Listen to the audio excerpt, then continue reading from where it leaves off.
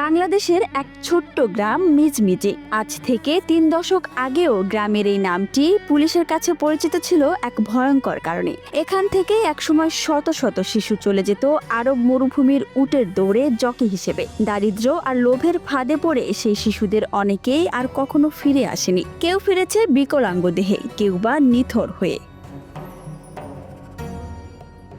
মধ্যপ্রাচ্যের মরুভূমিতে প্রতি বছর সেপ্টেম্বর থেকে এপ্রিল পর্যন্ত চলে উটের দৌড়, ধনীদের বিনোদন ও জোয়ার উৎসব। সপ্তাহে সপ্তাহে শত শত শিশু অংশ নিত এই রেসে। ধনী মালিক ও ব্যবসায়ীরা দূর থেকে গাড়ির ভেতর বসে দেখতেন এই ভয়াবহ প্রতিযোগিতা। রেস শেষে শুরু হতো জাঁকজমকপূর্ণ মজলিস, সামাজিক অনুষ্ঠান, দামি খাদ্য আর আনন্দের আসর। কিন্তু সেই বিনোদনের আড়ালে ছিল এক নিষ্ঠুর বাস্তবতা। দক্ষিণ এশিয়া থেকে পাচার হওয়া শিশুদের কান্না। পাকিস্তান, ভারত, নেপাল আর বাংলাদেশের দরিদ্র পরিবারগুলো থেকে এই শিশুদের নিয়ে যাওয়া হতো উটের জকি বানাতে। ঢাকার অদূরে নারায়ণগঞ্জ জেলার সিদ্ধিরগঞ্জ থানার মিজমিজি গ্রামটি একসময় ছিল আদমজী পাটকলের শ্রমিকদের নিবাস। নদী ঘেরা শান্ত গ্রাম। কিন্তু আদমজী পাটকল বন্ধ হয়ে গেলে গ্রাম জুড়ে নেমে আসে বেকারত্বের ছায়া। চাকরি হারানো মানুষরা খুঁজতে থাকে বিকল্প জীবিকা। তখনই আবির্ভাব ঘটে ট্রাভেল এজেন্ট আর দালালদের। বিদেশে পাঠানোর নামে শুরু হয় এক অন্ধকার ব্যবসা, মানব পাচার। এই কারবারের প্রথম উদ্যোক্তা ছিলেন মোতালেব নামের এক প্রাক্তন প্রকৌশলী। আদমজী থেকে চাকরি হারানোর পর তিনি ট্রাভেল ব্যবসার নামে মানুষ পাঠাতে শুরু করেন দুবাই ও সৌদি আরবে। এক পর্যায়ে কয়েকটি শিশুকেও পাঠান উটের জকি হিসেবে। অল্প সময়ে এই ব্যবসায় মোটা অঙ্কের অর্থ আসে এবং গ্রামে ছড়িয়ে পড়ে খবর, ছেলেকে পাঠাও, ভাগ্য ফিরবে। এরপর মুদি দোকানি, ফরিয়া, এমনকি বেকার যুবকেরাও যুক্ত হন এই চক্রে।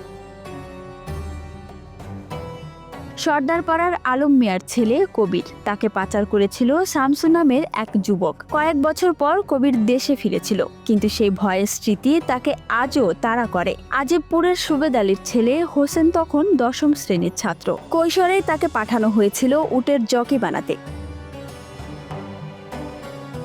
আরো ভয়ঙ্কর এক ঘটনা ঘটেছিল পুলপাড়ের নূর মোহাম্মদের পরিবারের সঙ্গে। নিজের ২ সন্তান শাহাবুদ্দিন ও মহিউদ্দিনকে সঙ্গে নিয়ে তিনি দুবাই গিয়েছিলেন। সেখানে নিজেই লাগিয়েছিলেন ছেলেদের উটের পিঠে। একদিন রেসের সময় পড়ে গিয়ে মারা যায় এক শিশু। নূর মোহাম্মদের স্ত্রী জমিলা বলেছিলেন, আমার ছেলে গেছে, কিন্তু ভাগ্য তো ফিরেছে, এখন আয় ভালো, বাড়িও পাকা।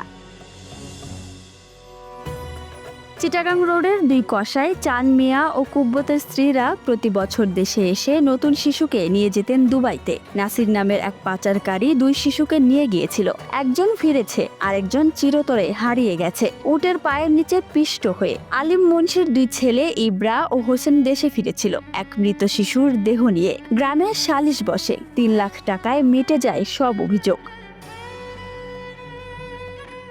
২০০১ সালের ১১ এপ্রিল ঢাকার পিজি হাসপাতালে মারা যায় নাজমুল নামের এক শিশু। উটের দৌড়ে আহত হয়ে তাকে দেশে ফেরত পাঠানো হয়েছিল। তার মৃত্যুর পর আইনজীবী দিলরুবা আফতাবী ও ইসরাত ফাতেমা মানবাধিকার সংস্থার পক্ষে মামলা করেছিলেন। কিন্তু নাজমুলের পরিবার পাচারকারীদের পরামর্শে মোটা টাকা নিয়ে সব মিটমাট করে ফেলে। মা অজ্ঞাত স্থানে চলে যান। দিলরুবা পরে বলেছিলেন, দারিদ্র্য, লোভ আর ভয়, এই তিনের কাছে হেরে গেল মাতৃস্নেহ।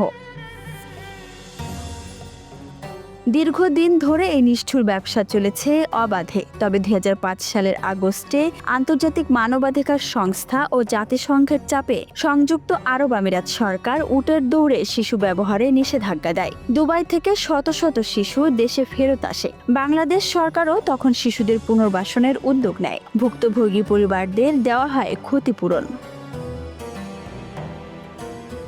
আজ মিজমিজির চিত্র পাল্টেছে। নতুন বাড়ি, দোকান, রাস্তা সবই আছে, কিন্তু গ্রামের প্রবীণরা এখনো চুপচাপ হয়ে যান যখন কথা ওঠে উটের জকি প্রসঙ্গে। কারণ তারা জানে এই গ্রাম একসময় রপ্তানি করেছিল শিশুদের হাসি, মাতৃত্বের নিঃস্বতা আর এক ভয়ঙ্কর সত্য। দারিদ্র্য যখন পেশা হয়ে যায়, তখন সন্তানও হয়ে ওঠে পণ্যের মতো। মিজমিজির ইতিহাস শুধু এক গ্রামের নয়, এটি বাংলাদেশের দারিদ্র্য, লোভ ও বৈষম্যের নির্মম প্রতিচ্ছবি। যে দেশ থেকে মানুষ বিদেশে যায় ভাগ্য বদলাতে, সেই দেশের কিছু মানুষ নিজের সন্তানের ভাগ্য বিক্রি করে দিয়েছিল টাকার বিনিময়ে। আজও সেই শিশুদের অজানা কবরের উপর মরুভূমির বালু উড়ে বেড়ায়, নিঃশব্দ সাক্ষী হয়ে এক হারানো প্রজন্মের। Desk report, Dhaka express.